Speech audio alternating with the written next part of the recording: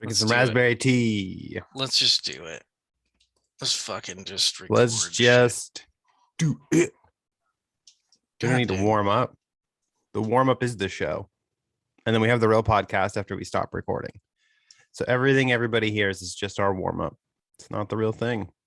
Nobody knows what the real thing is. Nobody does. What is the real thing? What is it? What is it? Life. It's when we step away from our computers and step outside the office and step into the world. A lot of stepping. A lot of like thresholds and crevices and what's real? Like, is it real? Is this real? Are we real? I don't know what is real anymore.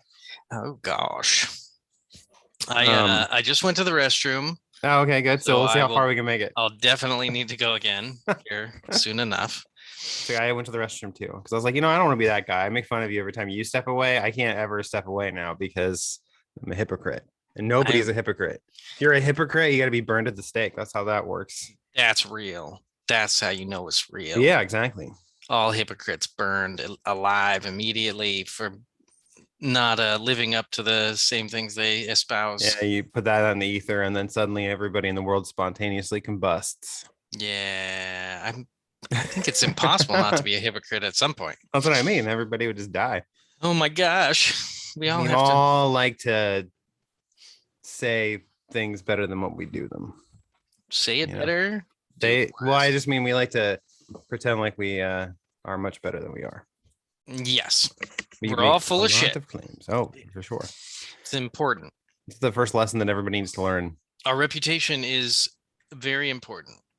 Our social reputation. I see. Precursor. It's called foreshadowing. I don't know if you know about this. As a prestigious writer, I engage in all sorts of literary strategies. One of them foreshadowing is a common practice used in usually fiction literature to. Where are you going with that? I was going to say to foreshadow upcoming events, and then I was like, you don't usually define a word by also using that same word in its definition. It makes it a little. It's a really good. It's a really good word, the term foreshadow, because it really describes what you're doing, because it's about the future, which is the fore part, but it's only a shadow of the future. It's only a little glimpse. Maybe it's there. Maybe it's not. Maybe it's a trick of the light. Maybe it was your eyes. Fucking with you. Yeah, eyes. Fucking with you. I like your Robert De Niro face there. That's good. When you fucking me. I forgot what he sounded like for a second. He's just constantly constipated. It's a condition. No matter how many beans he eats, no matter how much fiber he's getting in there, it's always stuffed up. Yeah, fucking De Niro. Hey, did you check out the PlayStation that event that they had showcase? The PlayStation showcase. I was at work when it aired, but I watched it later when I went home. I was reading the announcements that they were making while I was at work just to see if anything amazing was being revealed, but it's pretty cool. I didn't really see anything there that I was like surprised by, other than I guess that Wolverine game. That they didn't really show at all. Yeah, which is 3 years away, probably at least. So that was, I think, my issue is that a lot of the stuff they showed, I'm like, cool, this will be fun in 2 years when I can play it. What do you have for me now? What have you done for me lately? Fuckface. Also, they're all excited. Oh my god, Last of Us on PS5. It's okay, sure. Yeah, play it again. Yeah, you like the Uncharted? It's just this, that's what I meant. Yeah, Uncharted. Yeah, sorry, I'm just imagining. They're making a big deal out of it. I'm like, I mean, that's cool. It's not a new game. It'll have some new things, but it's that's the issue. The graphics are already pretty good. This generation so far is a lot of it's just remasters of games from like a year or two ago. So it's like there's a lot of people who are bummed that they haven't been able to get their hands on a PS5, and I'm like, well, I mean, you don't really need one right now. I mean, obviously it runs everything better, it looks better, and that's cool. But I was like, there's not like a killer game that's only on the PS. Probably the Demon Souls remake is probably like the coolest thing on the PS5. But it's still a remake. It's still you can still go play it on a different console now. You don't have to spend money. Yeah, it's I don't know. Everybody's just like, I don't know. that Forspoken game was probably the coolest thing there, because I'm like, oh, that's at least like in our new original like game, that's not a remake or tied to a license.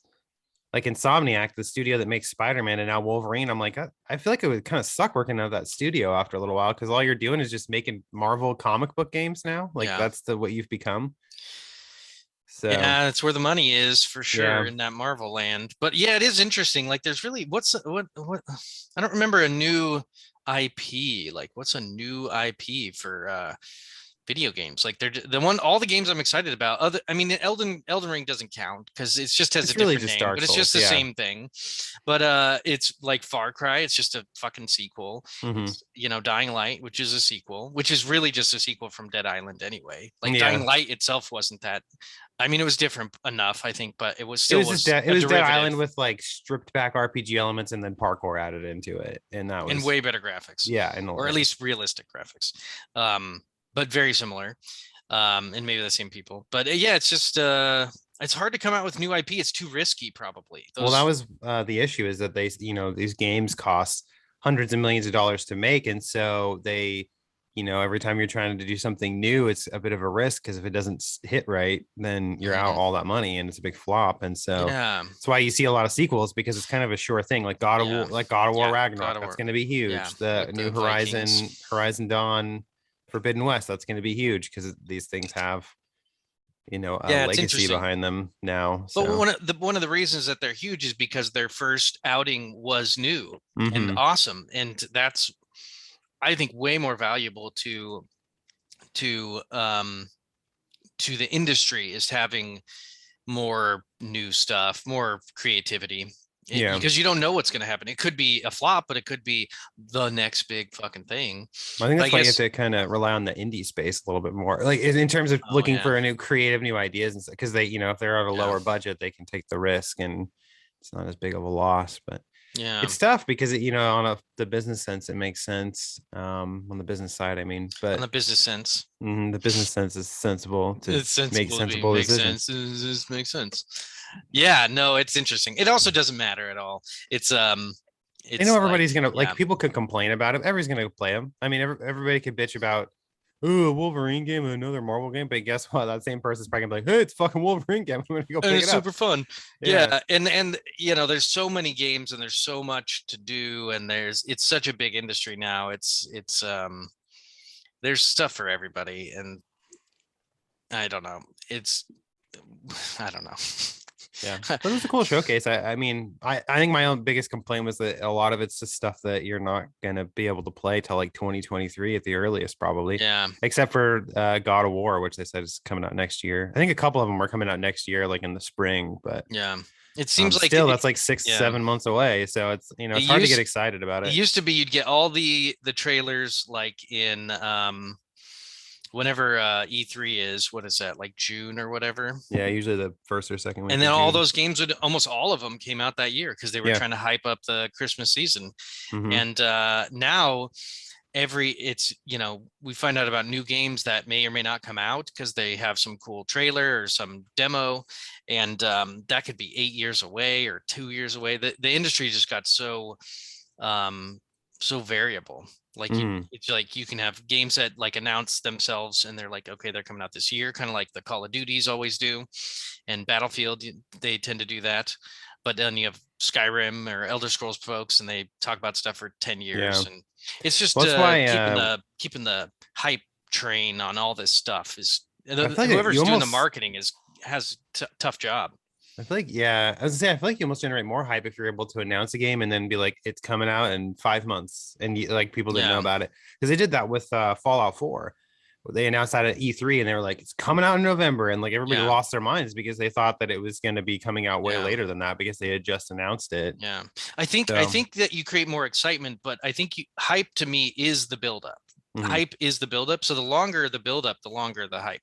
But also the longer the buildup, the more expectations people start getting about this game, and then if they don't live up to it, which they that rarely fucking do. Anthem game, like they hype the shit out of or that. Cyberpunk. Like, I mean, all these games have all this fucking hype behind them, and then they come out and they're okay, or like Anthem was broken. fine.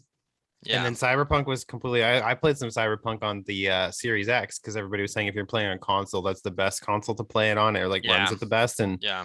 it was just like playing a fucking janky ass sci-fi Grand Theft Auto game with Yeah. RPG elements in it. Like it wasn't really that Yeah. impressive, and now I'm just like, I'll just wait for it to actually be fixed and Yeah. be re-released probably next year on the PS5 and Series X and actually take advantage of the new hardware. Yeah, and they're gonna need to anyway. yeah, Because I like if they do a new Witcher or something, they're just gonna end up pushing the hardware too much anyway. So they need that extra hardware to handle it.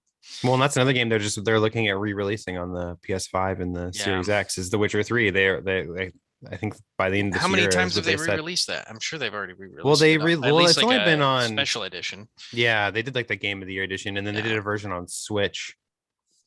Sure, and that's the third wave is the Switch version. Yeah, which is like the worst version of the game because it has to run on the Switch. And so yeah, well, and it's like Switch is geared for kids, so then they release these adult games because they know adults are still playing Switch, but it's just so trickle down on the Switch, which has its own series of games.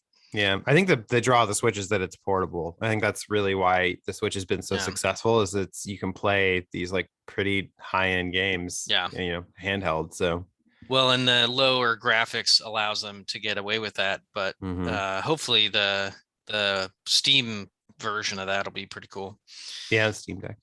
Steam Deck. I have a pre-order, but I don't know if I'm going to pick it up because I'm like, I don't really. It seems like something that seems cool because it's like the exciting new tech. But then when you really think about it, like, what am I really going to like play on it that I can't just play on the PS5 or the Series X? Yeah, and it would look way better because. Well, are you going to play it in your house on your couch? Yeah, exactly. I was like, I have two TVs in my living room. Yeah.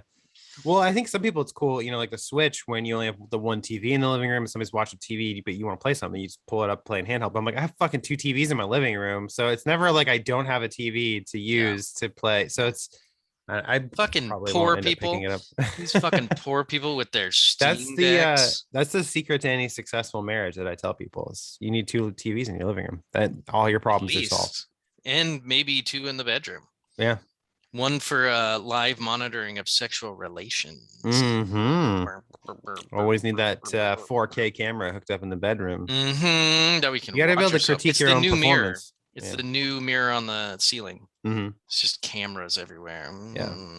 Well, it's just. I mean, how are you gonna get better if you don't watch what you've done and look at ways to improve? So yeah, maybe you're gonna jerk off while you're watching it. You don't know, but that's different. But you got to watch it like you're watching tape as a football player. Like right. Okay, I should have went left when I went right. Yeah. It was not a school of pressure. That was a cry of pain. Okay, gotta commit that to memory now. Yeah, that was a cry of pain. Was that?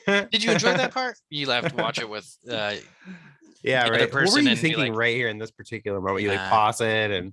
I was thinking about my bills. I was thinking about my parents. You need like a computer program or something where you can like, how like in the playbooks you can see them drawing the lines and circling things. And yeah, that's. So you need to be able to review it with that on. So it's like in this moment, as I was penetrating you from this direction, was that a good thing? You're just drawing all this stuff all over. This is when my dick broke. I knew that was a problem.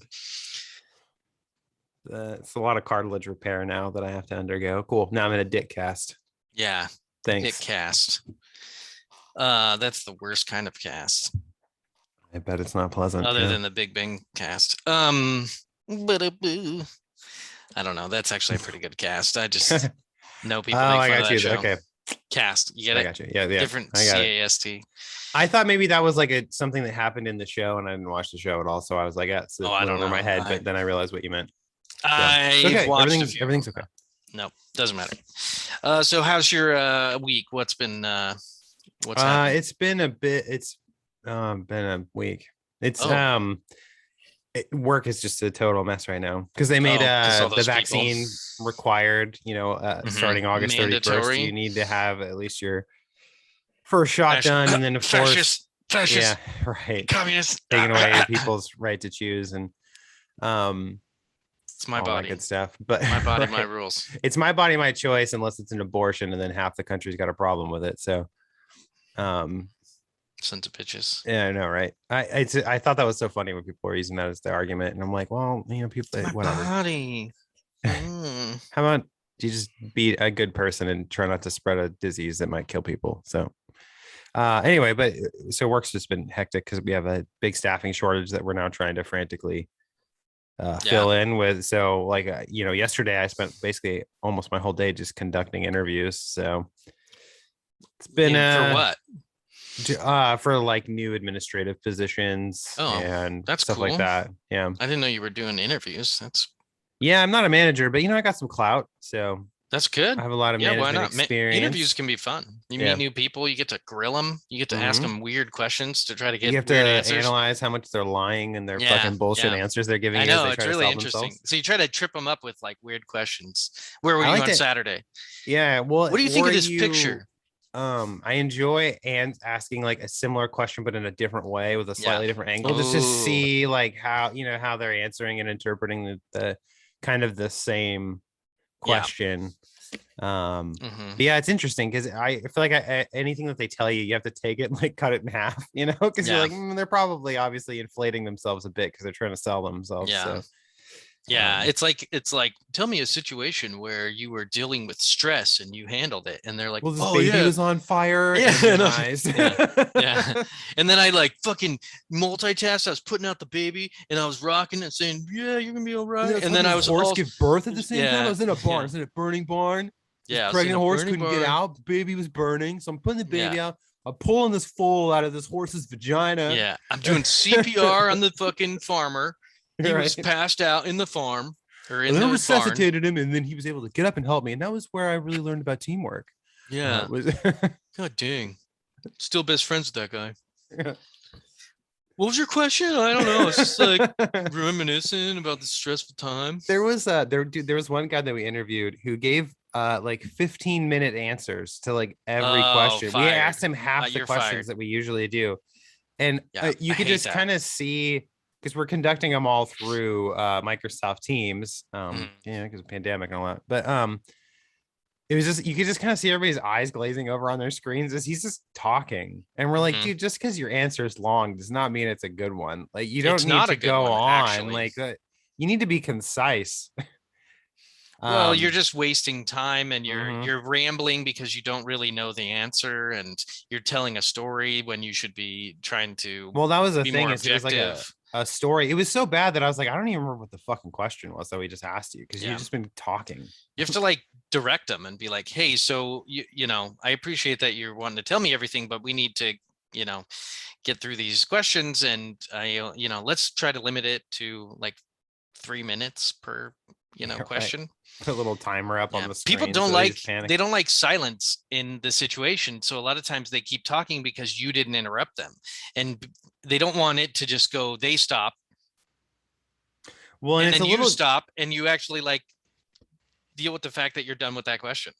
It's fine. And it's tricky too, because you're doing it online, and so everybody mutes their mic. So when one person's talking, that way you don't have any and you don't get any background noise from other people and stuff. And so sometimes like you're just sitting there muted while they're talking, and you're kind of waiting for them to stop long enough to be like, okay, they're done. And then you unmute yourself and go on. Yeah. And so there's like this extra sort of layer there of disconnect that you don't have when you're doing it in person.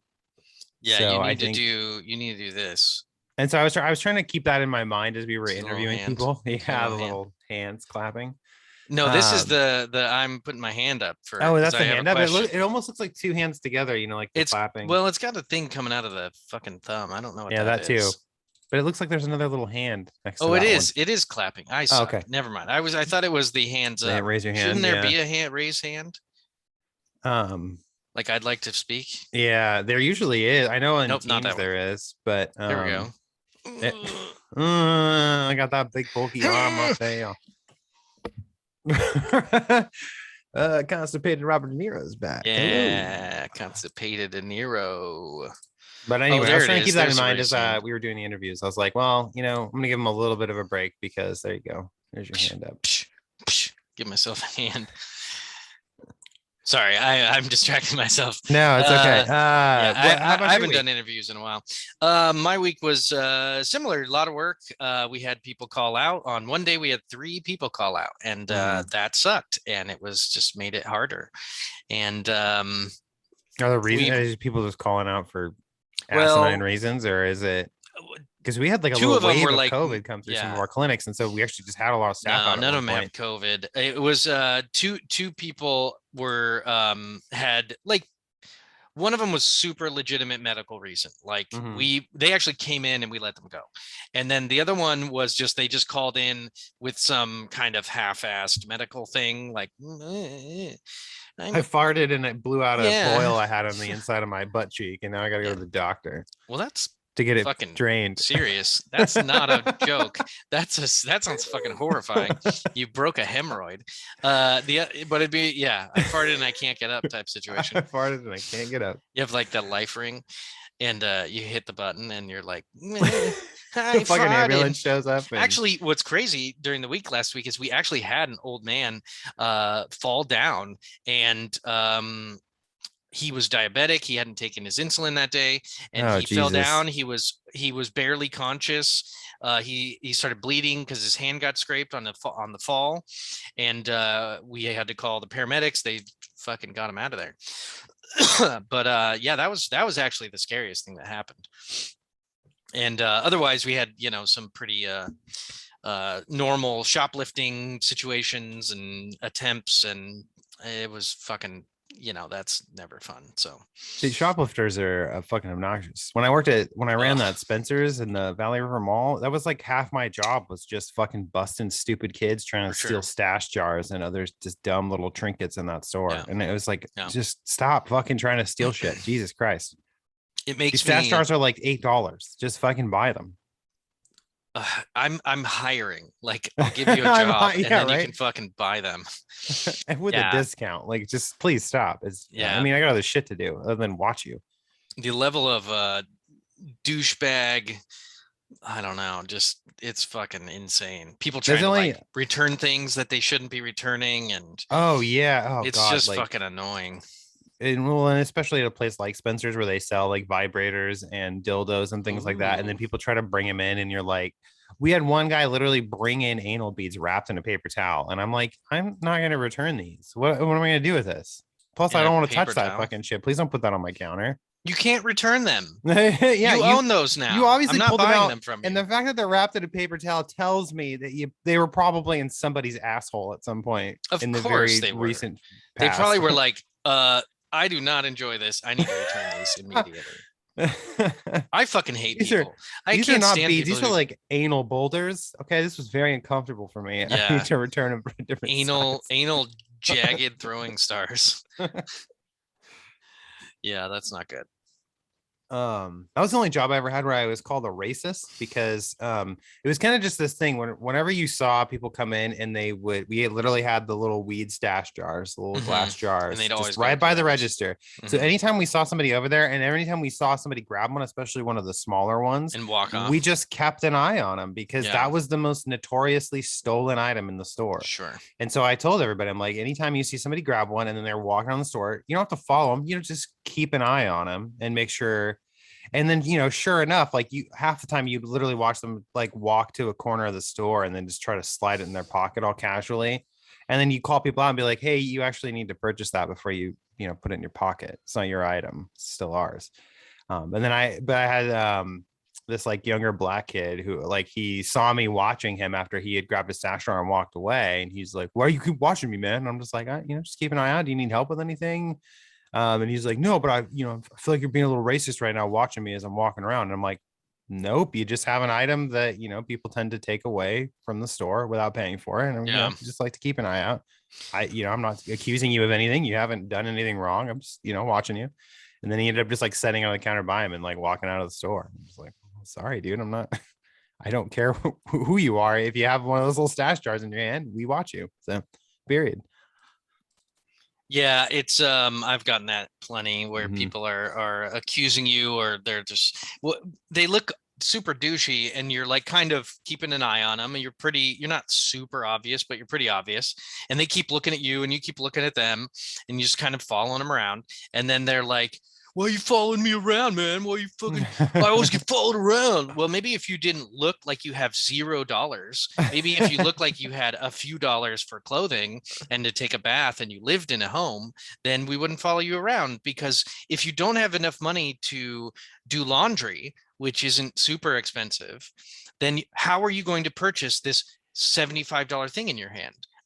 See where that doesn't make any sense. Also, no one I follow around that's going to pay for things cares that I'm standing anywhere. I could stand right back them for 20 minutes and they wouldn't even notice because they have no care in the world. They're going to buy the stuff. They're not interested in what I'm doing. They might, obviously that'd be a little bit weird, but maybe I'm doing inventory or I'm just rearranging shelves and I just happen to be near them. People don't care if they're not going to steal something, but people who are stealing things are paying attention to managers. Yeah, you're watching your surroundings, and there's always that level of guilt that you're carrying around inside of you because you know what you're doing is not wrong or is wrong. Yeah, well, and you don't want to get caught, and you don't like the idea of them following you, so you use this aggressive retort, this kind of like this indignity, like, oh, I'm being disrespected by being followed around and you're profiling me, and too bad. I don't give a fuck. So what? Yeah, get over it and don't steal things and fucking don't look like a piece of shit. And obviously there's people who steal that look normal, and that's a tougher situation. And that's a blind spot, but I've seen too many cases to just realize, if they look like they're going to steal, they probably are.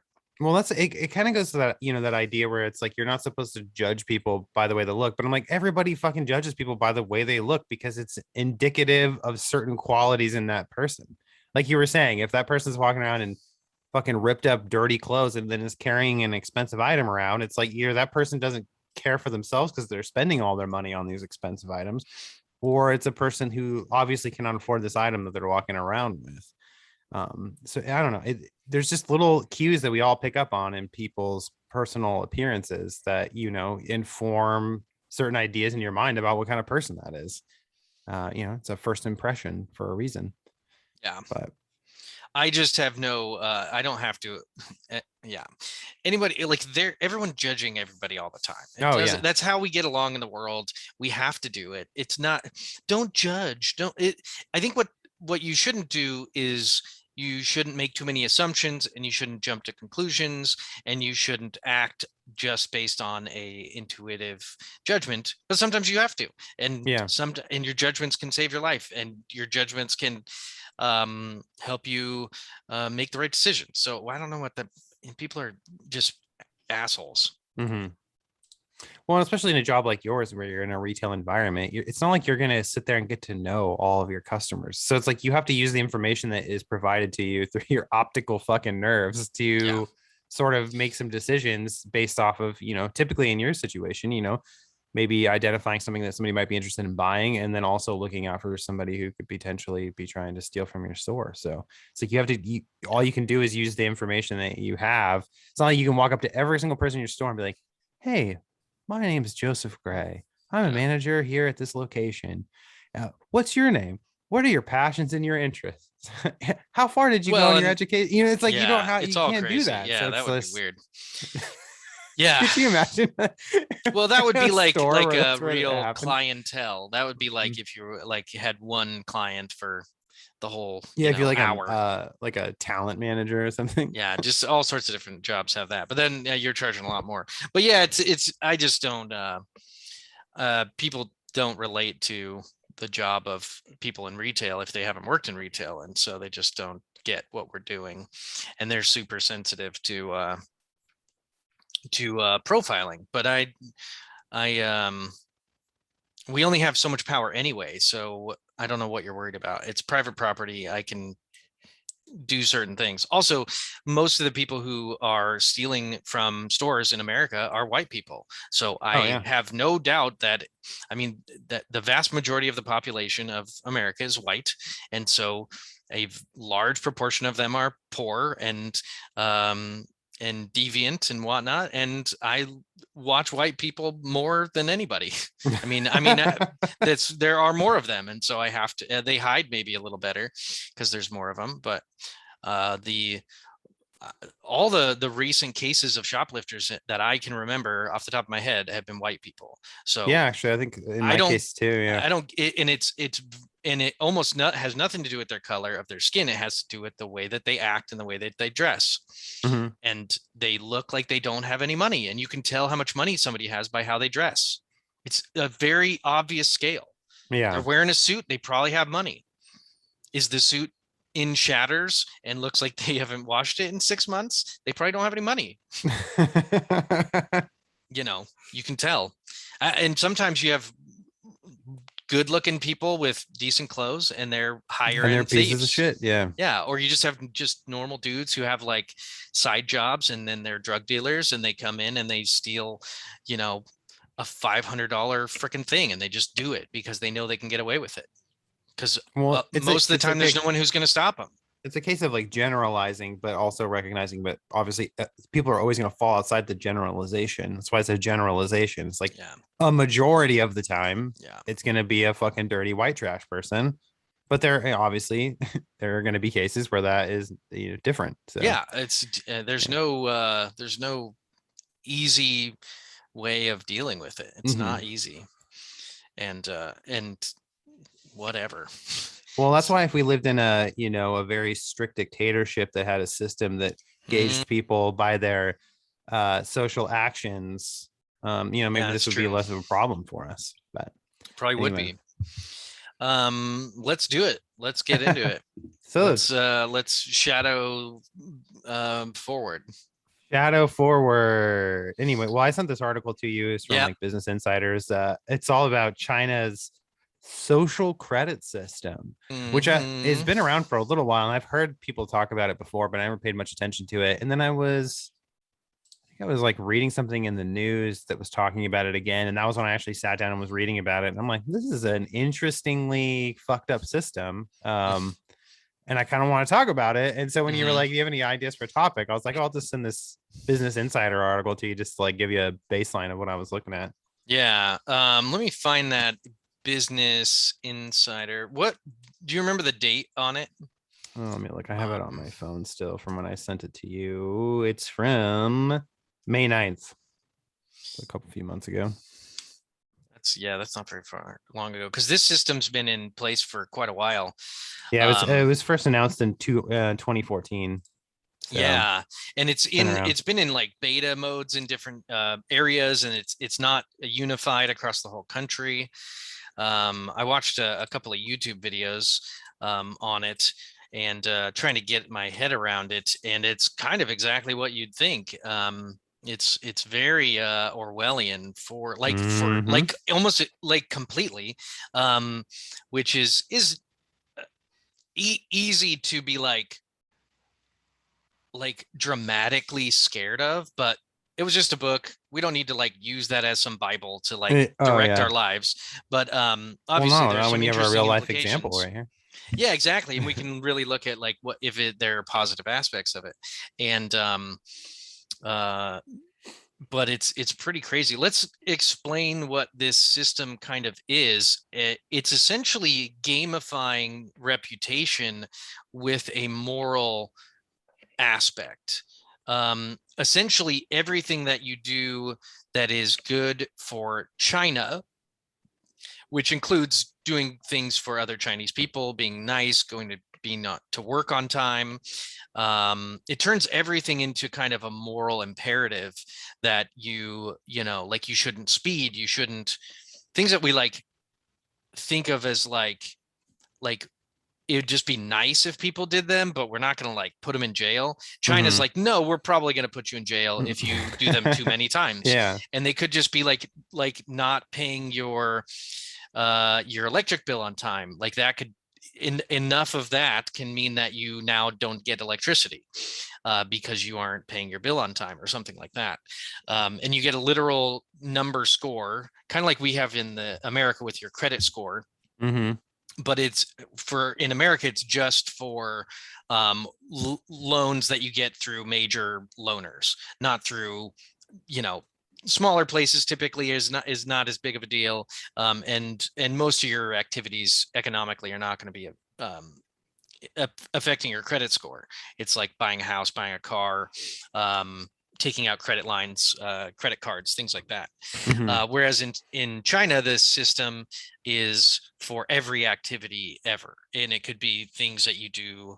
I mean, I don't know if they're doing anything in your home, but um, like fucking good, social credit. No, but Uh, there were some interesting ones that they pointed out, like if you bought too much junk food or if you bought yeah, too many or you video played games, too like many video games yeah, for they were too long. gauging all of that. It would decrease your social credit standing because those are which things is that you shouldn't be doing which too is why often. it's a crazy, like they're adding such a moral dimension to it, because it's not for the good of Chinese productivity if you're playing these video games or if you're eating too much food, but they're saying that those are so bad that you should be punished. Hmm. And because the good of the state, the good of the community is more important than your vices, your Well, I mean, if you're little inside things. playing video games too much, you're not out doing productive things for your. Yeah. Although video games at some point are a productive use of time, because nowadays you can be a professional gamer, you can be a Hmm. commentator, you can be a reviewer, you can be a streamer. So I think that maybe that's an exception to the whole thing. Um, I also heard that I don't know which country, it was either Japan or China, where they completely started regulating the amount of video games people are allowed to play, Yeah, that or was they're China, about to do where it that, was. wasn't it? I think it was kids under a certain age. I have to look Like it up, but yeah, 14 or they were something. relegated to like They couldn't one play during the hour. week, Yeah. and then on the weekends they could play, but only for like a certain amount of time. But China just can do whatever they want. They have no balance of power. They have a complete um, uh, communistic kind of system where there's Hmm. no, if they want to do something, they can just do it, which gives them a lot of speed at which they can make laws, um, which is kind of cool. But it's also very intrusive. Very, I mean, it's 100%. They can do whatever they want. And like from what I read, it doesn't look like anybody's really been like jailed for having it. Basically, some of the punishments that have come about from people having these lower social credit standings is that Hmm. they'll put travel bans on you. That's a big one. They Yeah. throttle your internet speeds. So I could see that being maybe something if you're playing a lot of online games. The punishment is we're going to Yeah. throttle your internet now to kind of force you to stop. You can also be banned from having access to higher education. Yeah, Um, that's the big one. Like mhm. which is kind of like creates a negative cycle, because if you're doing negative things and then you can't do positive things, like maybe travel somewhere to get the fuck out of China, or go to school to better your life, then maybe you just keep getting negative scores. Like, how do Mhm. you increase your score? I guess you could do community involvement and like help people and increase your score. And then now you can go to college. Now you can travel. Um, Now you can get that loan for that thing or something. Um, yeah, the scoring system seems Yeah, I haven't seen very anything that like intrusive. really like breaks it down to like what the scores are and like Yeah. what that reflection is. When But it's different depending on the area you're in, yeah.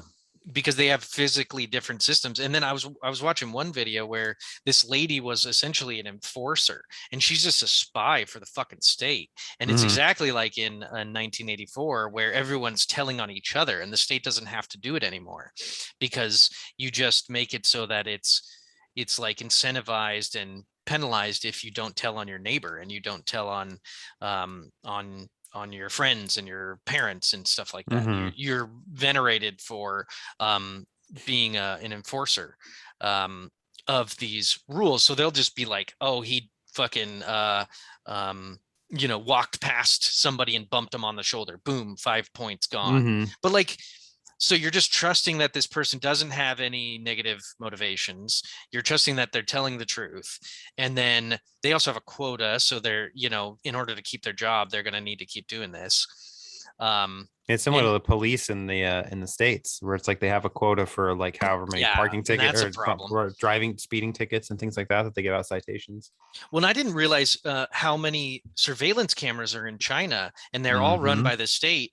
And as opposed to in America, there's like surveillance cameras all over the place, but they're all run individually, typically by individual private Yeah, whoever owns groups. that property, yeah. Right, which I am starting to appreciate way more, because that private company typically has to get subpoenaed by the police, and they have to find the footage, and they have to have their own thing running, and there's all sorts of gray area involved. Whereas if it's just the government can just look at it anytime, all the time, and it has AI that's like identifies people, even though they all just look exactly the same. Mm-hmm. I don't know how it does that. It's the Sorry. most white man thing you've said all day. I Right know, there. I had to interject that because I thought that was funny. It'd be funny to have like a racist AI system, like it's built by Americans, and it's like just calls everyone like the same. If they're male, it just knows, and they all call This him is like Chin Xinping. Ho, It's like, and then no. like Yeah. all of them are Chin Ho, and all the Chinese people are like, God damn, this system's stupid.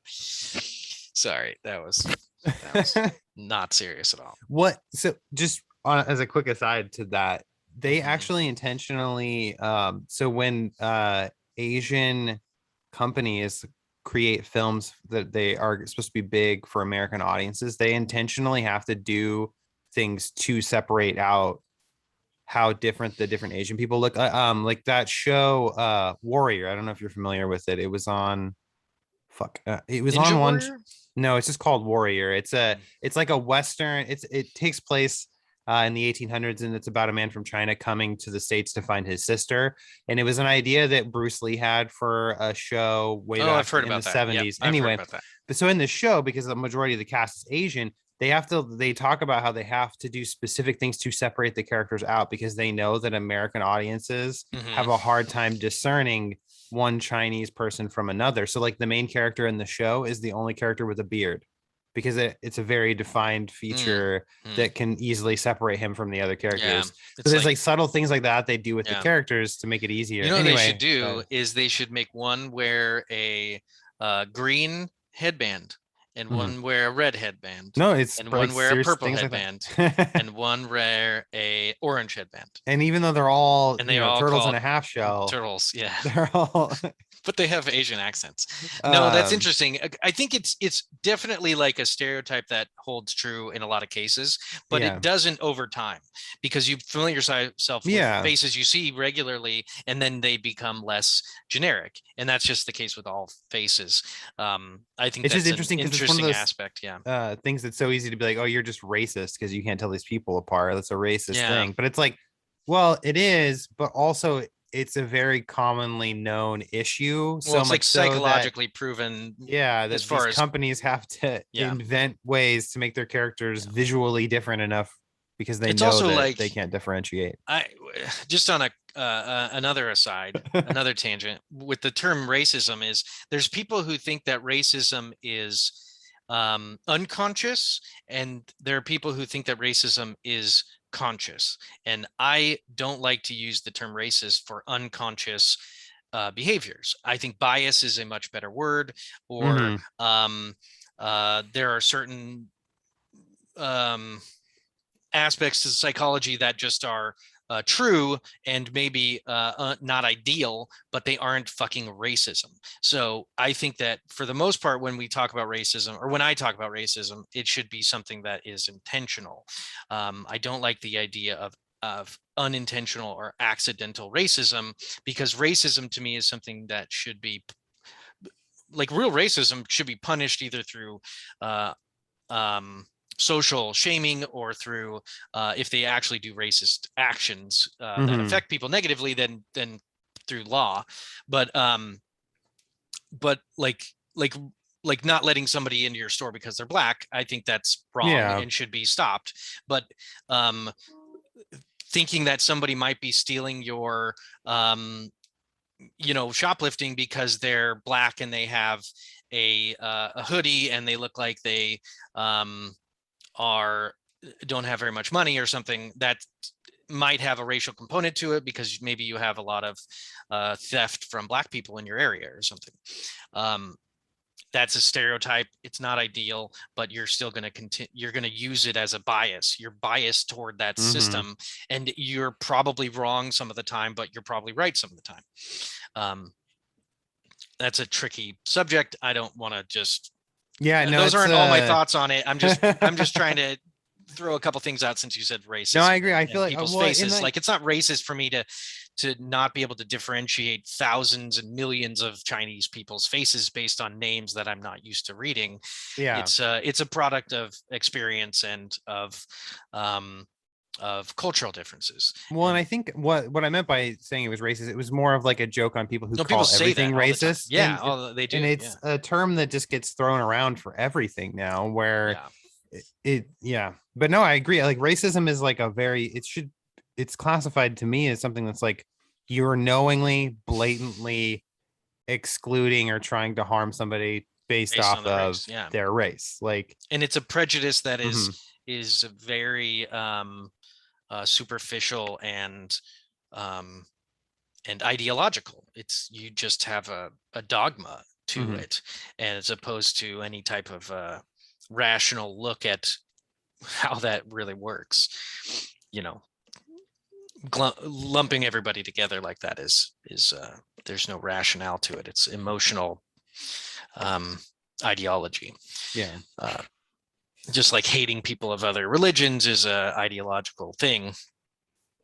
Um, Whereas hating certain actions from groups of people isn't necessarily a bad thing, yeah. you know. Anyway, we don't need to go into Muslims. So back to China, and yeah, it's oh wow, there's a very loud plane over my head. I don't know if you can hear it, but Nope, okay, good. you're good. I can hear it really loud. It sounds like this. Oh, maybe that's my modem. Um, I think that's just the voice in your head. It's okay. yeah, it's interesting because it's kind of like everything happening over in China is a mystery and kind of like Well, we only um know what they want us to know. You yeah, know, they have such a there's a lot tight going control on. over everything. Yeah, the media, the way that their people are allowed to communicate with the rest of the world, it's Yeah, it's like antithetical to what we do in America. one of the things that they list that you can lower your social credit is posting fake news online. Yeah. And I'm just like, yeah, but is it fake news that's actually factual, or is it fake news that the government deems fake because they don't like it, you know? Of course. Well, that's the Especially in problem. Yeah. That's the problem with not having a freedom of the media or freedom mhm, of speech, freedom of the press is um, one singular voice is problematic, I guess. Um, at least we think so here, even though yeah. everyone seems to be like, it's interesting because if you ask people about what to do about things, they tend to be dictators, like Oh pro yeah. dictatorship as them being the dictator. Like, what should we do with thieves? We should kill them or we should chop their hands off. And Yeah, a it's lot of like, people no, are very that's black and fucking white.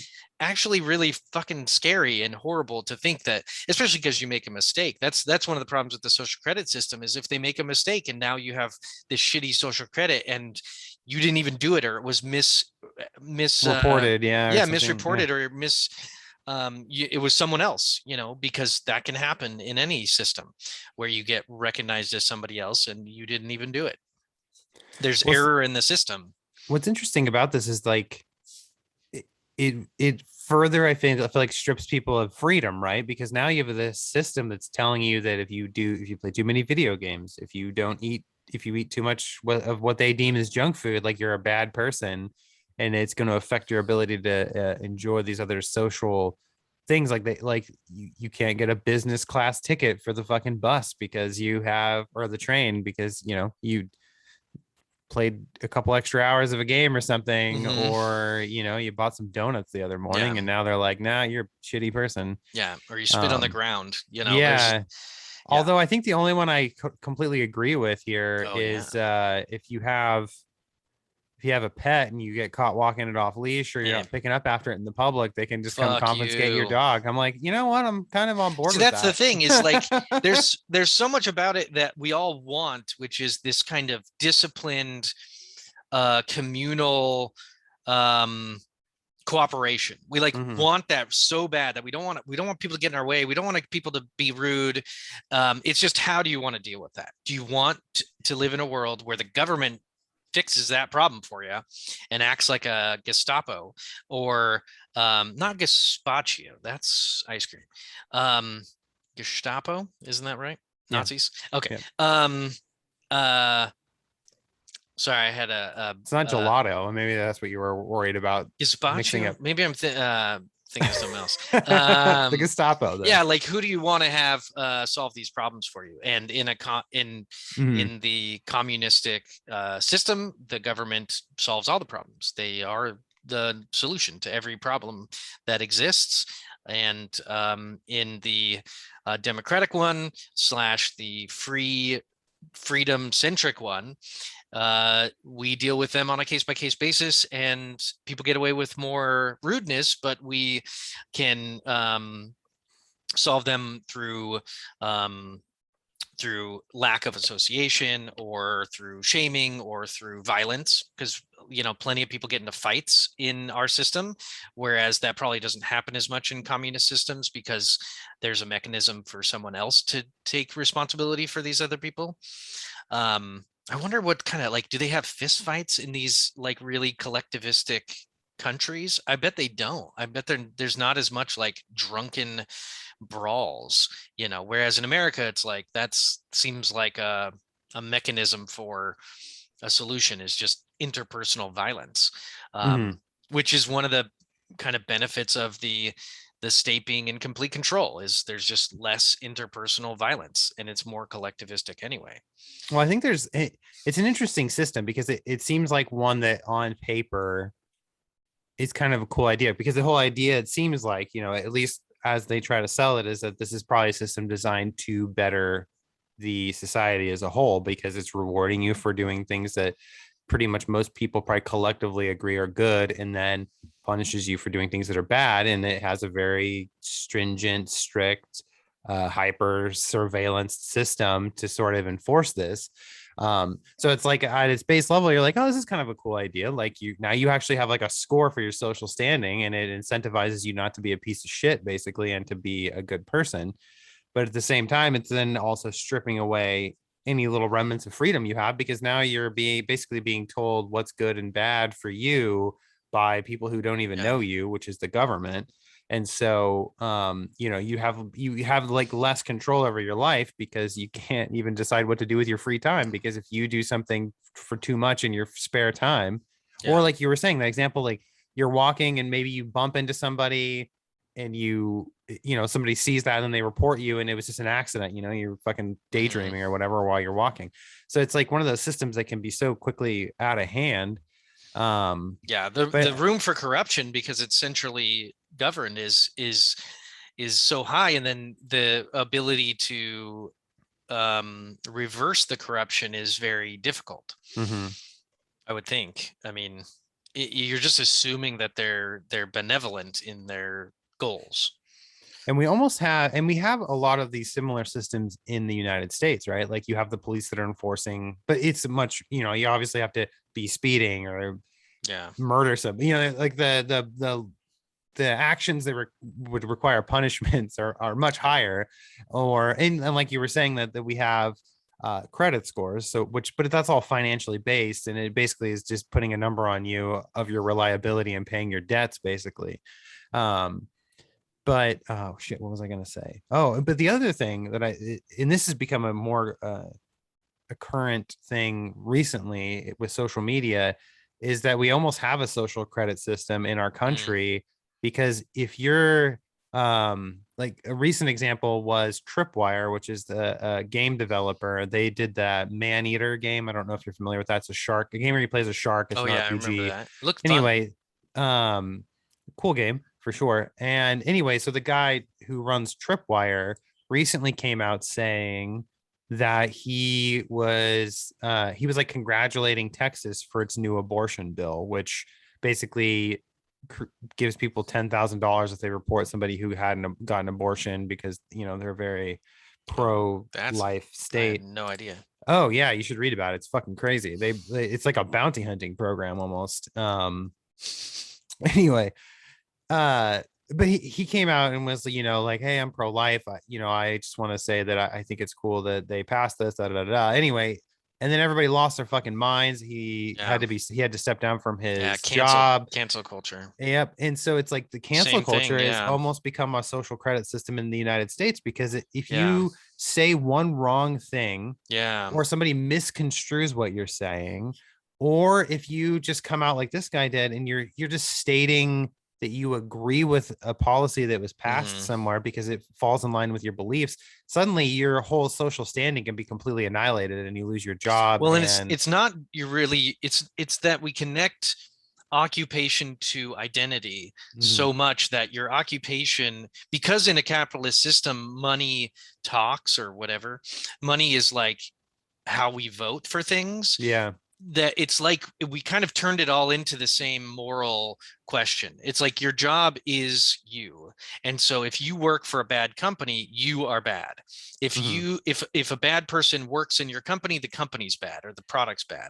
Because if we spend our money on those things, we're promoting those things. mhm. We don't separate people's personal beliefs with their political beliefs, with their occupation, with their like he just made a video game that's completely Has unrelated nothing to to do. Yeah. abortion, Uh-huh. but because he likes abortion, we have to connect that and we go, okay, the if we buy the video game, we're supporting him and we're supporting the world that he believes in.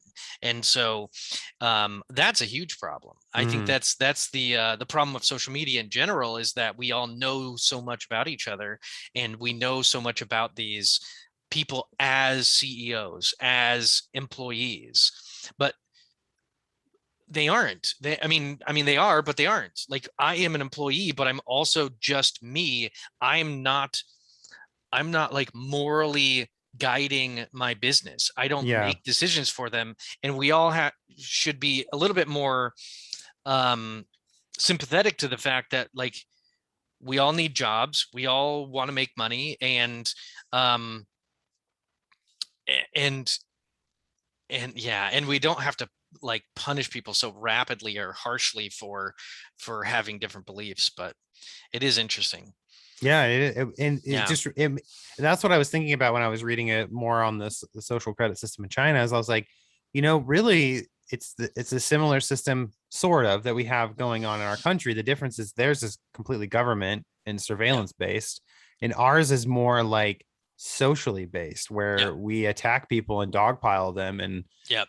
um but mostly online. And then it literally forces people to, I mean, a lot of people get forced to resign from positions because they state something that they believe that's against the grain.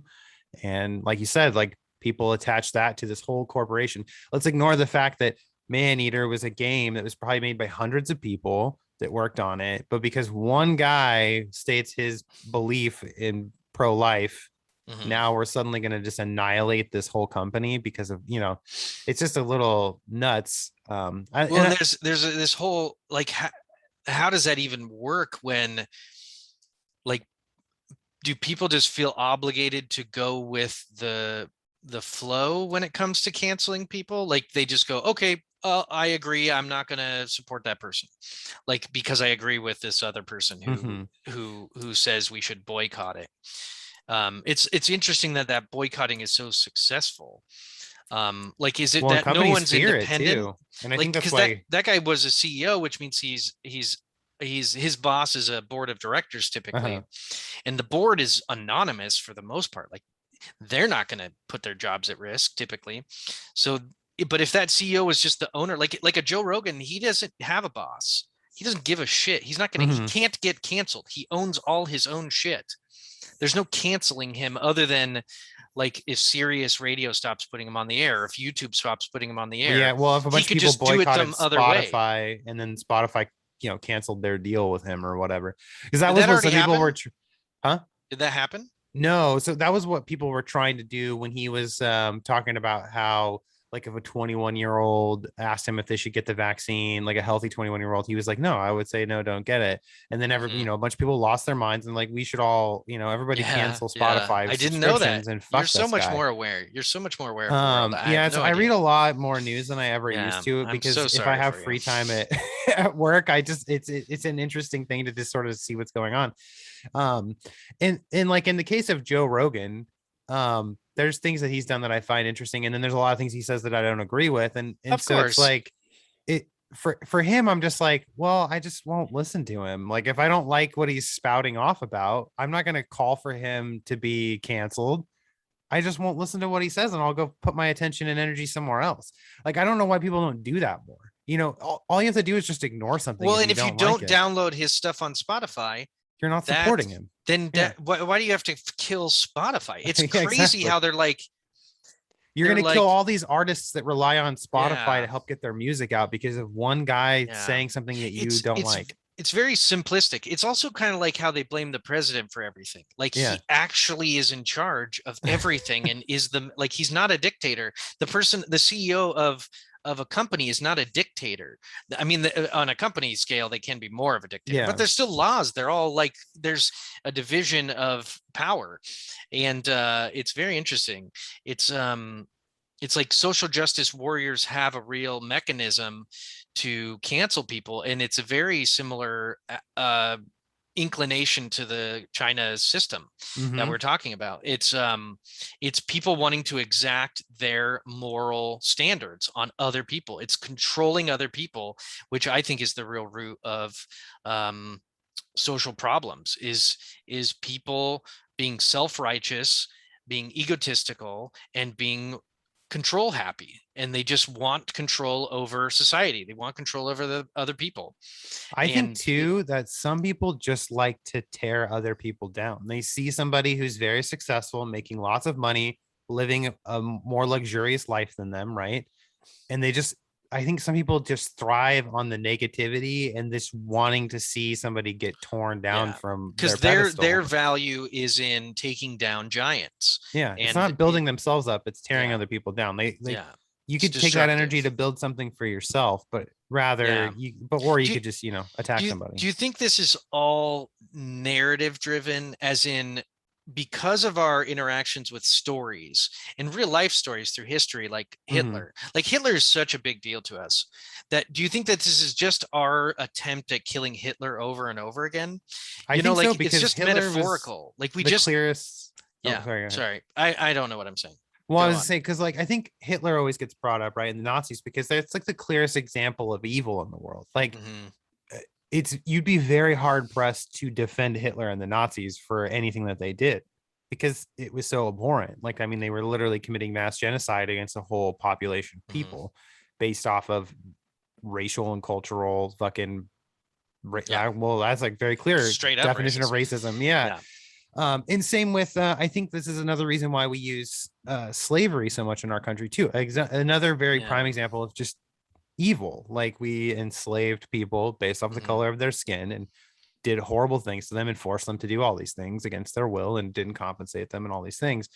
And so I think it's just there's these clear examples. And I think that you just don't see as clear of examples of evil like that in the world today because we've learned from the past and we've tried to improve and we have a long ways to go in a lot of regards. But I think there isn't just like a blatantly evil thing. So when people hear about something that they don't agree with, like this guy in the tripwire example, being pro-life and agreeing with a bill that puts a $10,000 bounty on people reporting other people for getting abortions. Like a lot of people would disagree with that, especially the bounty part. That's kind of scary. And so it's like it's so easy to just to tear that person down for one idea that or belief that they hold because it feels evil to you, even though that's not all encompassing of that person. And he's probably not like a terrible dude. I mean, I don't know anything about him other than this one thing, and that's just because it's been in the news.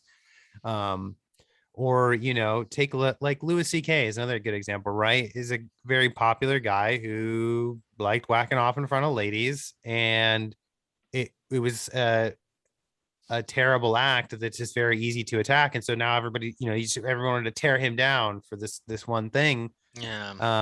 I think it's just it's harder to find that clear evil anymore. And so I think you're right. Like in some ways, I think people are always I feel like people sometimes feel righteous in going after others Yeah. for It's things like that really the aren't. new religion is this Uh-huh. inquisition. We're Yeah. on everyone's in a inquisitive not inquisitive, but like an inquisition, like this fucking Spanish Inquisition or the Crusades. Mm-hmm. And they're on this mission, this moral mission to root out evil, even if it's just mundane rudeness. There's just no, the scale is wrong. They're Mm-hmm. just, they don't know how to suss the difference between aesthetic preference and moral obligation. They just think it's all evil or perfectly good. You're either, if you're a liberal, you think all liberal things are either Mm-hmm. perfectly good and all conservatives are perfectly evil. If there's no gray area for people, and I think that's very immature. I think it's very simplistic.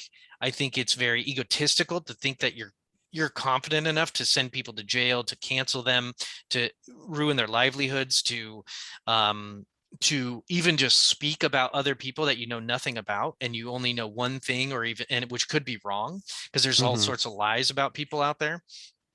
It's a kind of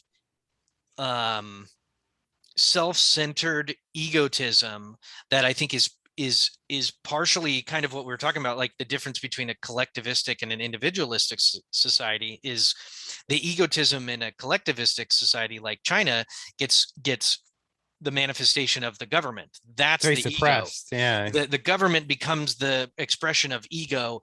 We're right. We know what's best for the community. And then everything's top down. And then in America, it's the individual that is the ego, that expresses their ego through moral outrage and through moral heroism. And they go, hey, who's on my side? Be on my side. We're going to be heroes. We're going to stop the evil.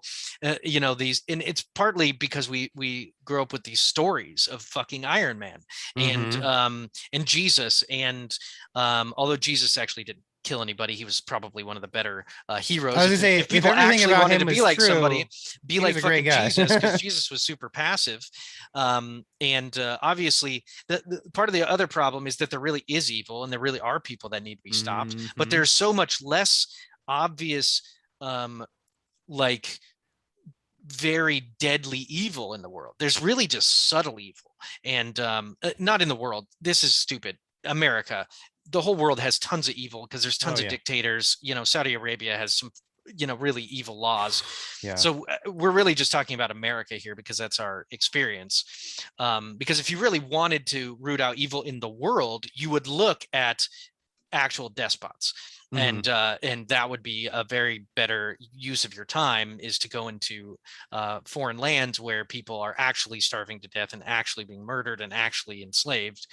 That's where the real evil is occurring. And then there's obviously, there's some bad stuff going on in America, and we're probably all heading toward a fucking disastrous situation economically and environmentally. But it's going to happen a lot slower than the actual murders happening in other places, and people being stoned to death for being gay.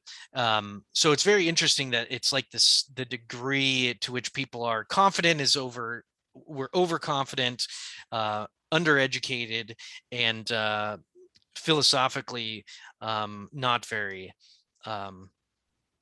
consistent, and people are very egotistical. So it's people just need to fucking like be more humble, in my opinion. And I as much as I'm not Christian and I kind of hate religion, is I think that Jesus is a decent example of certain virtues that people can strive for, which is a fucking odd thing for me to say. But I actually agree. Since we mentioned him, there's lots of other people too, like even Buddha and Gandhi and even like Joe Rogan. I think there's tons of virtues that he portrays that I really like as well. I'm sure that's what I hate, in our society, right? Like Joe Rogan is a great example. It's like, there's a lot of podcasts I've listened to him do and like conversations he's had, and I enjoy his stand-up. So there's a lot about what he does that I like, but then, then he's said some things, especially recently, where I'm like, I totally disagree with you about this. But what's difficult is we live in an age where I can't be like, oh yeah, I enjoy like these certain things about Joe Rogan, because then a whole group of people are gonna be like, what the fuck are you talking about? He's fucking anti-vaccine. He's the problem with all fucking young white men, and there's a reason why they're all incels and blah blah blah. And I'm like, what? I don't give a fuck about any of that. All I said was I think he's fucking funny in his stand-up, Yeah. and he has some interesting conversations sometimes. But it's like we live in a society where you can't just be you can't admit to liking somebody and then also disagreeing with a lot of what they say Yeah. also. It's either you're all fucking in on this person or you think they're the devil and you want to Yeah. burn them down. It's And too it's like, why simple. can't I? There are some times where people do things where I'm like, now I just can't enjoy. Like Yeah. again, Louis C.K. is a great Totally. example where I was like, I fucking love his stand up, but then after hearing all these You allegations don't come see him out the and he same admitted way. they were Yeah. true, now I'm just like, I can't listen to his stand up anymore because it feels It's weird to tainted. me. Yeah. Yeah. And I get that because it was bad enough that you yeah. believe the stories because it seems Mm-hmm. like it's true. Well, and he And admitted that they were true too. yeah, So it's like exactly. So this is something that happened. and you just don't like him anymore Yeah. as a person, and it gets mixed up in his reputation. That's the part of the problem of knowing personal things about people, Mm-hmm. and that's also the good thing about knowing personal things about people is we can go, oh well, now fuck you, But I don't and like in you like the anymore. case of Louis C.K., I would never call for him to be canceled. I'm not gonna listen to his stuff because I mean I don't Sure. agree And a with lot of what he people are did. going to do that. And a lot of And but then there's still a lot of people who like yeah, he's done some shows since then, and a yeah, lot of them have sold out. So it's like yeah, obviously he still has a lot of people who, despite what he did, sure. don't care and they enjoy his comedy. And I'm not gonna hold that against them. Like his It's job just was to not that big entertain of a people, deal. and It's yeah. it's perspective. Like people just need to have a different perspective, and you can have your preferences, but what are you gonna spend your time really fighting against? And are you really fighting a fight that is not just you conveniently attacking people um, who information about? It's just easier to attack these celebrities than your neighbor who's actually beating his kids or whatever. Yeah, exactly. Because you're not involved in that situation, and you don't care, and you're not looking into it, and you're not trying to root out real evils. You're just Well, and I wonder how much of it too is just people being like the armchair activists. It's easy to go on well, it's Twitter and on the blast a internet. bunch of Yeah, stupid shit, and then you just go about your day, fucking jerking off and yeah, working at your shitty dead end job or whatever. Like when I feel like when a lot of these people that are complaining online, when if they came face to face with like a real crisis where they actually had to get up and take action, I don't think most of them would because. yeah. I don't know. Our lives are very easy in America for the most Mm-hmm. part. The vast majority of us have lives that are not fraught with worrying about our next meal or being beaten and suppressed and really, really confused about what our government's doing because it doesn't have as big of an effect. Although we have lots and lots of laws and Mm-hmm. there's a lot of corruption in our systems that are um, we just take a lot for granted as well. It's a major balancing act um, to try to look at life with a perspective that is not um, irrational, because we're all irrational, and we just are. We're super good at pretending that our reasons are rational, if that makes Yeah. sense. You know what Well, I even wish. just this conversation, like we've been wrong about a ton of stuff, and Yeah. and and we haven't been able to stick on topic very well, and it's a whole just it's a meandering mess of trying Yeah. to explain things that we're thinking about, and that's why I like the content, or this is self effacing too much anyway, but like the concept that this is a bit of a fleeting thought is true. I don't know what Mm-hmm. the fuck I'm talking about half the time. I'm just trying to be somewhat honest about the things that I'm saying, and sometimes it comes out very self-righteous and very confident, and it's not necessarily the case. Well, I think what we've tried to build with this is like just almost like a forum to just have an open-ended discussion about weird things. And I think sometimes it does come out like I know I stumble over myself sometimes because it's like you're almost sort of plotting out your thoughts as you're talking. Like Yeah, you're sort of exploring. And I think it's because a lot of the things that we talk about sometimes you would just get annihilated for if you brought it up in public or online because, talking about the China social credit yeah, system, that's a touchy subject because we're talking about a communist fucking yeah, dictatorship's country's social credit. And like, as I was looking at this, system, I was like, I kind of see some of the pros Sure. and then a ton of the cons for this. But I was like, but you couldn't admit to that there's pros to a social credit system because we live in America and Yeah. our morals and values are pretty diametrically opposed to what China's doing over there. But it's like, it's still fun to have that discussion and explore the ideas Yeah. and without worrying about just somebody trying to shut you down immediately. Yeah. Um, Well, and I think it's important to like, because my first instinct was immediate condemnation of China, because I already have these built-in mhm. prejudices about what China does. And then when you look into it a little bit more, you think about it a little bit more, at least take the perspective of what they're trying to accomplish, and then compare it to what is happening in America that's kind of similar, like Yeah. the cancel culture and the shaming and the way that we all want to be rich and on TikTok and shit. Mhm. And it's like, is it really that bad for people to really work toward the betterment of their state, even if it fucking looks super horrific from another country's perspective? Like, It'd they're be just trying to do the what's going to keep their culture going and I'd and be their interested to economy. like get an idea, which I don't think you ever possibly could unless people like fucking fled and escaped. But I'm curious, like, how the general Chinese population feels about the system. Like, are they all kind of like on board with it because it is a way for them to better their society through their own methods, or are like all a ton of them like opposed to it, but obviously they can't say anything because their fucking That's government the will just come problem, is we murder don't them. Like, know. We and just, it's so hard to find out the truth in a system like that, because it's hard to know the truth in our system because it's so confusing, because there's so many different sides. But it's hard to know the truth in their system because there's only one side.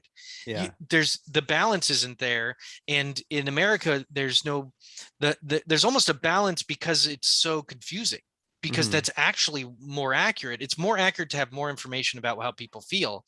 It's just harder to figure out what to do about it. Whereas in China, there's only one real perspective, and so it's very simple. It's just that Yeah. perspective, but that's not accurate. There's no way that everyone in China isn't. There's going to be a resistance to this system. There's going to be people who fall through the cracks, who are like, "Fuck it, I'm not going to do what they want." uh, Yeah. uh, Rage Against the Machine, motherfucker. It's true. People Yeah. resist tyranny, and people also want to express themselves. And it's very, to me, that's why that system is not going to last, is because the more tyrannical it gets, the more people push back, and the more they're likely to Mhm. have a civil war of some sort, or some crash of some sort, or a mass exodus or something like that. And it's similar to in America. As the more things become tyrannical, the more laws we have, the more that happens, the more people resist, the more confusing it gets, the more chaos there is. So the more you reach Yeah. for control, the more you get the opposite of it. Well, Bam. and there's also like a large swath of people too that are okay with it. I'm sure I'm Of obviously not course. everybody in China is cool with this, but I bet you there's a lot of people that are totally fine with it. They're probably completely content with the government telling them what Well, to and it's do new and and they'll just figure it controlling out. it. Yeah. Well, and Yeah. there's probably a lot of 'Cause- benefits to it. They went Yeah. from very tons and tons of poverty. This is one of the things I learned just in the little bit of research Hmm. I did. The amount of poverty and the amount of economic depression that they were going through just 30, 40 years ago was fucking horrific. And in the last 30, 50 years, I don't remember exactly the amount of time, but it's very rapid. They've gone to a major difference in their quality of life. And Hmm. part of that is because of the communistic system. And and and I think, as a kind of capital friendly person, I think the real benefit was the amount of freedom that they had with the economy. And Hmm. because there is a ton of capitalistic stuff going on in China, Oh yeah. it's just underneath the the control of the government that can come in and rapidly change things. But their ability to produce products, for very little and sell them, that's all capitalistic, wealth generating stuff that gets spread across the people. Um, Hmm.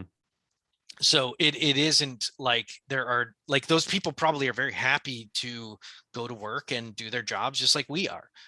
Yeah. We're not all fucking rich and happy. It's just not the case. Freedom No. isn't free. Cast about what, a $1.05 or something, Mm. or freedom isn't free. There's a hefty fucking fee. Oh, Your very nice. $1.05, who will? That's, I don't have any more to say Yeah, about freedom is such an interesting idea, right? Like we could do a whole topic on that because you hear people, especially with all the vaccine stuff recently, as a prime example, talking about how it's going against their rights that they have it. to Yeah, wear a mask in these public places and that they have to get a vaccine if they want to work at like all these various jobs. And it's like yeah, your freedom is completely tied to capitalism because the business you work for can choose to do whatever they want with you if you don't follow their rules. So you're not really free. You're kind of a slave to your employer's rules unless you don't want to have that job anymore. Also, when you're going to a business, that's a private property and you have to abide by their rules. So guess what? You're not super free when you're in that public place. You got to abide by their rules. The only place you're probably free is if you own a house. Because I was gonna say, even if you're renting a place, there's rules tied to you're renting a space, and if you break yeah. them, then you're on the Well, street. even when you own a property, you still are under the government actually owns It's the true. land under Yeah, the property. So you have to pay them taxes. You have to, build in particular ways. You can't just do whatever you want. So so it's just there's I love no when ultimate people freedom, kind of like there isn't no, any ultimate free will, even in your own actions. You're limited by your biology and psychology and your surroundings. And freedom is like a nebulous concept. It's like a lot of things. It's not real in the same sense that like this microphone is real. It's Mhm. just a concept. It's not it, it's just a way of talking that's very vague most of the time, and we Yeah, think it isn't. It's like talking about God.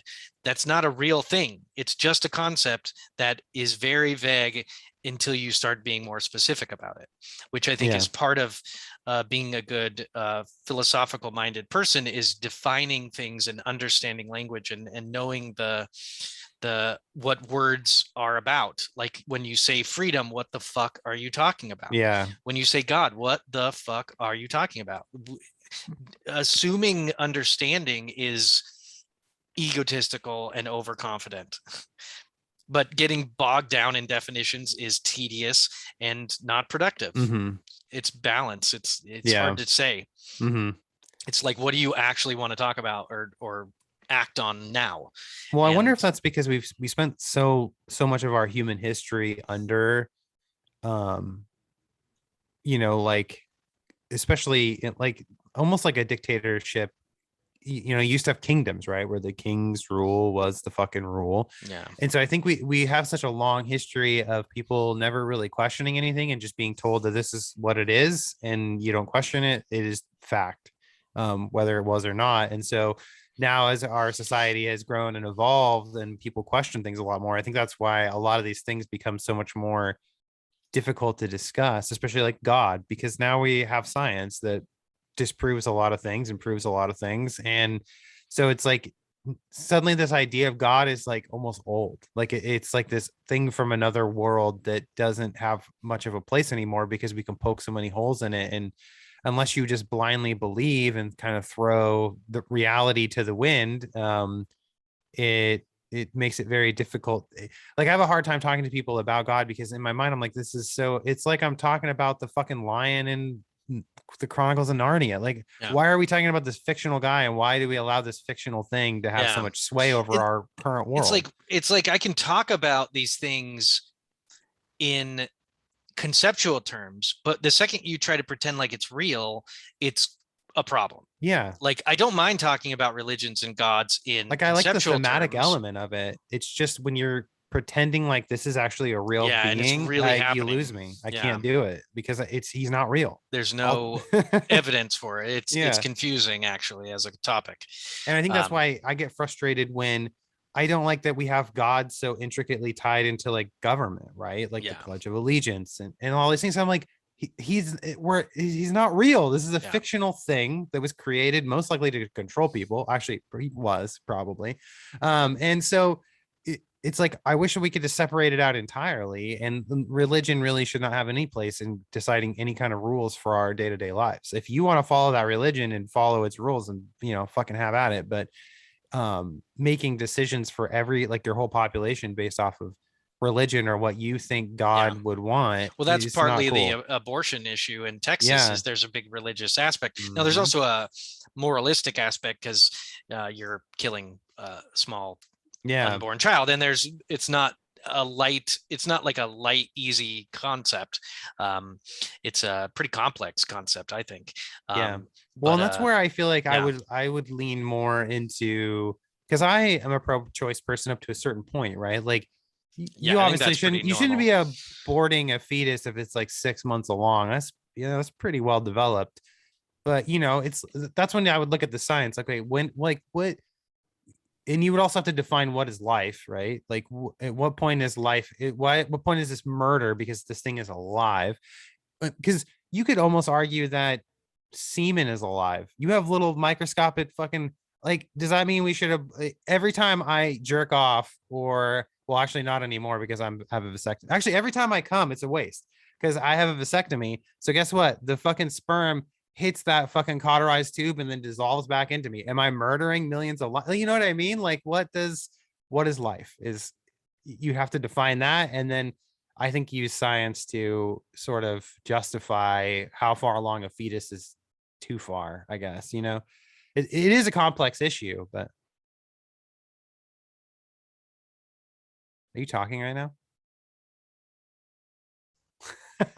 I can Hello. see your, oh, there we go. I can see I your hit the mouth moving button. and I hit the button on the thing. Sorry. I Anyway, we can go to abortion some other time. yeah, yeah. I don't think we should do that at the No, moment no. because it is interesting, and we should talk about that Texas law because it's so funny because we go forward in these liberal progress, Mhm. and most of it I think is good, especially social freedoms like gay marriage and stuff. Like I believe in getting more free, getting away from like Mhm. laws that penalize people for not doing things that are against other people, and like drug laws, like let's fuck all those. um but then you go right back to like 40 years ago with Texas, anti-abortion laws. It's Yeah. super weird, but it's also freedom, and it's also, you can move out of Texas if you really want to, or you can have I'm sure there's plenty of you can get an abortion somehow, some way. Well, I feel like that's part of it It's a too, is tough I one. think, and this, I mean, it's obviously easier said than done, but obviously if you're a more liberal minded person, you might want to avoid living in states that That's are more possible, yeah. conservative, because that just means that you're going to be living under a more conservative rule in that state because that's Absolutely. their general population's Yeah, beliefs. Like you can look at that with Oregon. Actually, a lot of the rural Oregon areas, they're very they've been trying to conservative. pass, bills to become a part of like Idaho, because Idaho Sure. is a more conservative Yeah, state, yeah. because they don't like the fact that all of Oregon's Portland, yeah, laws and stuff are basically passed because of our more populated cities like Portland and yeah. Eugene, and those are very liberal minded areas, and so basically it makes Oregon a liberal state because that's where the It dense does, population is, for sure. even though all these counties are actually conservative, but their population counts are Yeah. so low that it Almost doesn't all the matter. rural areas are completely Hmm. conservative and interested in like self governance as Yep. opposed to liberal governance. But Portland is very liberal, and a lot of And people are Eugene trying to is get the fuck too. out. Yeah. Yep. Yeah. So it's like you either have to just leave the Yeah. state, or It's a tough or decision too to uh move, especially if you have a family and if you're one of your family lives here or there. I think it's interesting that our families become very fragmented because of these types of decisions people have to make. Even just going to school, you might have to go to school in a different place, and you end up getting a job in a different place, and those social connections that are, I think, really, really powerful, whether or not they're important or should be maintained when they're dysfunctional, which I don't think they should be. But family slash friends that are, long time friends and bonds, they're almost worth sacrificing certain other things for, hmm potentially. It's an interesting thing that adults have to decide, are you going to live away from people that you get a lot of value from? hmm But anyway, um, yeah, but yeah, I I don't mean, know. a friend of mine Plenty to actually talk moved about. to Texas for a little while because he had family down there, Yeah. and he ended up having to move back because he just said that the culture in Texas is Yeah. It's just different. so Yeah. opposed to like his own beliefs that it was difficult for him to live there.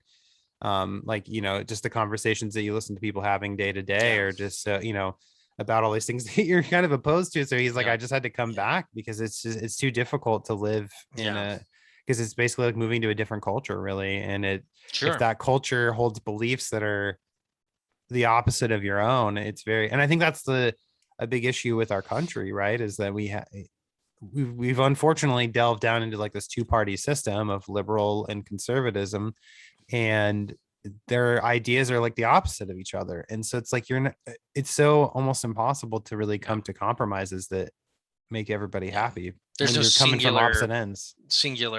there's no singular perspective or goal, or Mm-hmm. it's like, do you want the government to solve problems, or do you want the individual to have more freedoms? Mm-hmm. And those are the two opposing, like, historically, intractable political philosophies. Yeah. Um, but mostly I just like go to work and pay taxes and like try to do Yeah. fun stuff and play video Just games. avoid And people and yeah, yeah. like even just I went to the store to go shopping, and I was like, I think I almost hit somebody out of the parking lot. I had two motorcycle drivers go probably 90 in a 30 by me, and it was Yeah, of super course. loud and very obnoxious, and I didn't like them. Oh, my neighbor had a lit cigarette out on the ground, and there was no neighbor. They just walked away from it, and I was like, "You fucking psycho! You Yeah. are gonna burn everything down with your unattended cigarette." And so I walked in and I got him put it in an ashtray that I now don't own because I'm not going to take it back. Um, and it's just like there's just so much that can go wrong that you have to focus on positive thinking, or else you just fucking want to kill yourself. Yeah, it's true. And it's hard to come up with reasons not to. It's like the things fucking suck, but I do enjoy playing the guitar, so I'm Yeah. gonna do more of that It's and like you ignore really the have to bullshit. find the things that you're Yeah, happy doing. Otherwise, yeah. I think that's a big struggle for a lot of people, and they get so kind of lost in depression, is if you yeah, if you can only focus on those things, and then you just don't really have anything that can kind of lift you back up in your life. yeah, I mean, yeah, yeah. you're Like stuck. develop a fantasy wherein um, life is good, Hmm. and then find things that just sort of adhere to that. Yeah. Like delude yourself a little bit. Or what I do is I think it's part of the reason why I love such dark like stories and Entertainment. things, Yeah, is because it's like I kind of want to exist in a world that's fucking worse than mine. That makes me glad that mine's not so bad. yeah, Like in post-apocalyptic fiction, when people are dealing with I'm listening to the audiobook for Swan Song, which is a post-apocalyptic book that takes place after a nuclear war, and you're like listening to this really wonderful story about horrible things that these people are having to endure, like just they have to melt fucking radiated snow to drink, knowing that it's slowly killing them because it's fucking radiated and there's no clean water. And so it's like you're reading all this stuff and this is horrible and it's bleak, and then I have a greater appreciation because I can just go get a bottle of water out of my fridge, yeah, and I'm like, this is awesome. yeah, And so I think that, like, for me it's almost the opposite. I enjoy entertainment that's really dark and depressing because it makes me appreciate my own circumstances more, whereas some people prefer the opposite. They want I the do. happy I bubbly like the stuff happy because they stuff. just, yeah. Yeah, And I enjoy that too, but I think that's why I'm so drawn, even when I write my own yeah, stories. Like sometimes my books are a lot darker because I'm like, I'm sort of getting all of my frustration and anger out in this novel and creating a world that is sucks, yeah, so that I can appreciate my own yeah, existence more. But yeah. Interesting. yeah. What is your recommendation this week? Ooh, my recommendation is, it's actually a brand new movie that just came out yesterday that we watched Okay. last night. It's on HBO Max or it's in the theater. So either way, it's called Malignant, and it's like a horror thriller directed by James Wan, who directed the first Saw movie. He directed The Conjuring. He did one of the I think Fast Seven. He did the Aquaman movie. He's got a pretty eclectic collection of films that he's directed. He's a great director, but he got to start with horror, and that's kind of like his big genre that a lot of people know him from. But it's kind of like his return to horror after doing Aquaman, and before Hmm. he directs Aquaman 2. But it's really good. It's about this woman who is cyclically linked to the serial killer. She can like see him killing these people as it happens, and then it's just a really brutal, violent film, and it's also very campy and has a very Oh, interesting soundtrack. The director said that he intentionally filmed it, and it's like an homage to like 80s and like particularly like 90s like supernatural thrillers. There's like this kind of hokiness to it, um which is it's really, I don't know, it's fun and super violent and disturbing, and it has like hmm. a crazy kind of twist in it that you're just kind of like, what the fuck. It's a movie that's just kind of bonkers, and it's just a really good time. It's not like super scary in terms of like jump scares and stuff. Like there's some pretty tense scenes, you know, as you're watching this like really creepy fucking serial killer murder people. Hmm. But it's not like a, you know, haunted house type horror movie. It's more just like in your face gore and violence with a couple jump scares in there a little bit. But it kind of reminds me of like Seven, but Oh, not as serious. You know, yeah, Seven's like a very dark, brooding, serious like yeah, for sure. serial killer hunting movie, whereas this is, it feels like that in like how kind of ridiculous the killer is. Um, Hmm. it also it reminds me of like Shocker. I don't know if you ever watched that. I think it's a Wes No, Craven movie from the 80s. I didn't see it. Or In Dreams with Robert Downey Jr. And Annette Bening. I don't It think I saw has that like these either. like little, yeah. But it's a really cool movie. I think people should check it out. But you kind of have to go into it knowing that it's crazy, and it just sort of owns its craziness. Like it's not a movie that you can like watch and you're gonna not gonna enjoy it if you sit there trying to dissect the plot or like what's Hmm. happening or how realistic it is. It's just kind of like a dumb, fun, sort of campy movie. Hmm. But it's like the most fun I've had watching a movie in a long time. Like I was just sort of like Enjoying it. like almost clapping, and I had a big smile on my face, especially when like sort of this reveal happens in the movie and you're like, wow, they really went there and they're kind of just going with it. Like Hmm. even though it's fucking insane, and it in like the logic part of your brain is like, I have so many questions right now about how this works. But at the same time, you're like, I don't fucking care. Like you just turn your brain Yeah. off and enjoy it. And it was just a really entertaining movie. But definitely, like I said, don't go into it expecting like a lot of logic and seriousness. There's like just a fun campiness to it. Like some of the scenes are like overtly cheesy, and like the line delivery you can tell is like intentionally like really melodramatic and stuff. But yeah, it was a really fun movie. Like I'll probably watch it again here shortly, Nice. maybe like the next couple of weeks before it, because it's on HBO Max until I think October 10th, and then they pull it off for a little while it Hmm. finishes its theater run, and then they usually add it back in later. Yeah. I would think they would keep it on for Halloween times, Mm-hmm. but I guess maybe they want people to go to the theater for the Halloween, Yeah, but make I feel more like it's a money. movie. Even I know you're not big into horror movies, but I think you would enjoy it because it's more of like a crazy serial killer supernatural thriller than it is like a horror movie. So I feel Mhm. like you would probably have some fun with it. Yeah, sounds really good. I like it. Anything that's kind of got some levity to the horror, I can Mhm. get on board with more. Whereas the melodramatic, like everything is so scary and so Yeah. fucking bad. It just is like, okay, maybe you should just get the fuck out of there. Like, why are you still there? It's, I don't know. Yeah, but yeah, it sounds cool. How about you? What's your recommendation? My recommendation is a YouTube series that I've been Oh, this watching is new. nonstop. I can't get enough of it. It's called Dimension 20, and it's the fantasy high version of it. I think it's is it College Humor that does it? I think it's College Humor that does it. Um, let me get on there. Um, So it's like a Dungeons and it's Dragons just Dungeons and thing. Uh Dragons. huh. The which I didn't fully appreciate until I watched this. Like I kind of knew what it was, and you've seen things all over the place in the media, but I've never watched a like straight up table. Oh, Uh, you've never played it or anything? I did. I I've used to never play played it. Dungeons and Dragons when I was a kid Uh, all the time. no. I never played a real version of it. We tried to start a game once, and we got through the very beginning of creating characters and never got anywhere with it.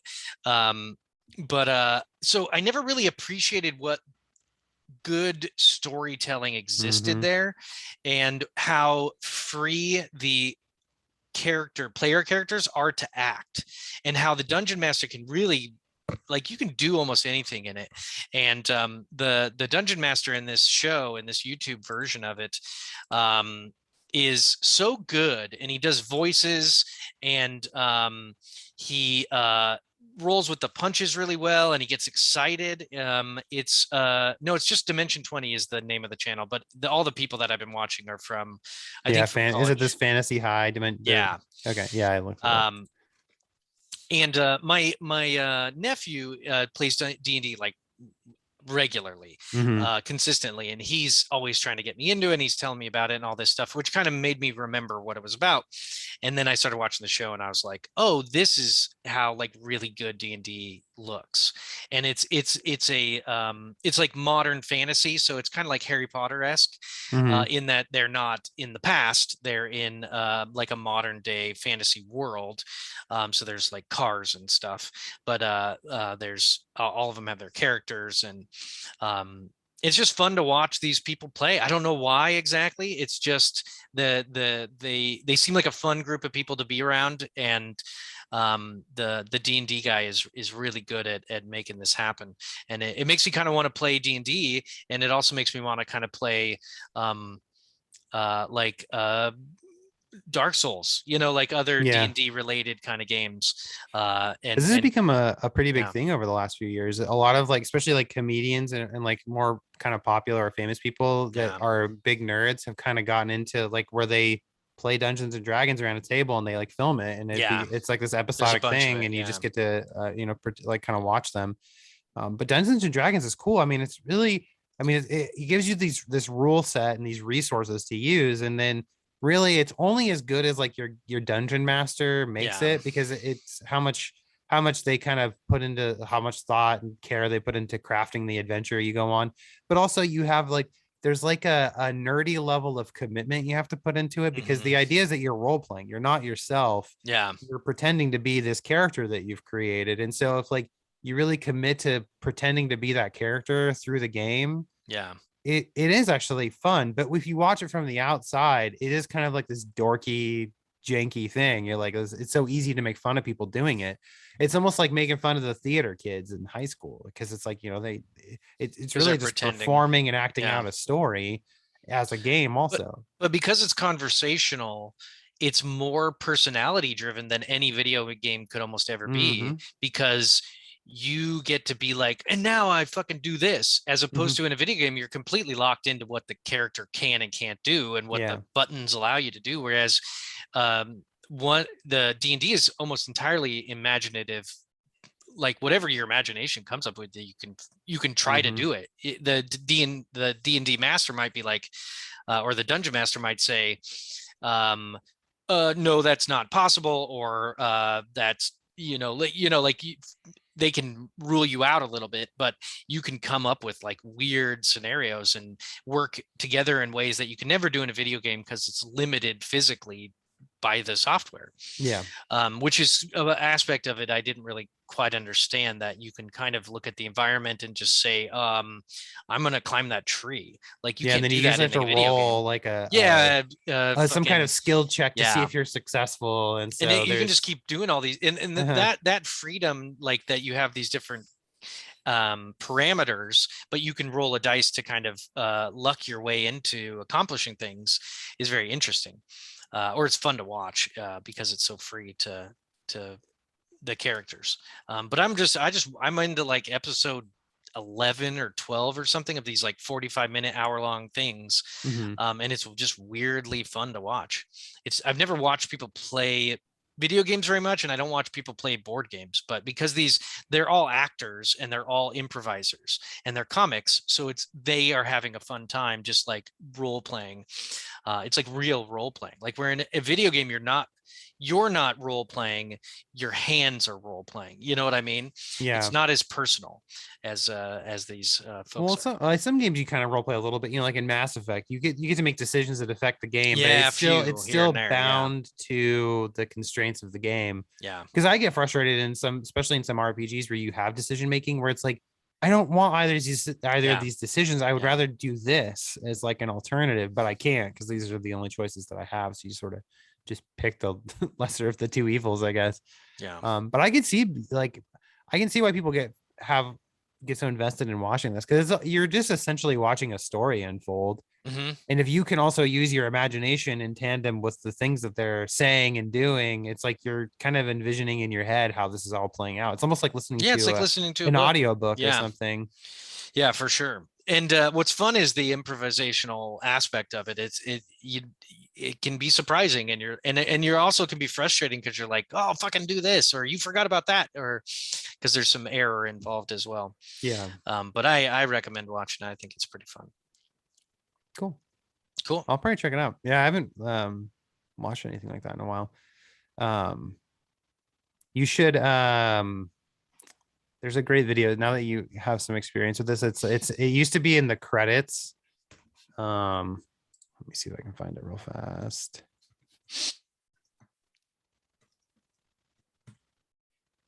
Oh yeah, so this game, it was a PS2 launch game called Summoner, and in the credits of the game, they have like this sort of blooper D&D session where they have characters from the game playing D&D, and they went through and like created this whole, it's like a 3-minute video, and it's really funny.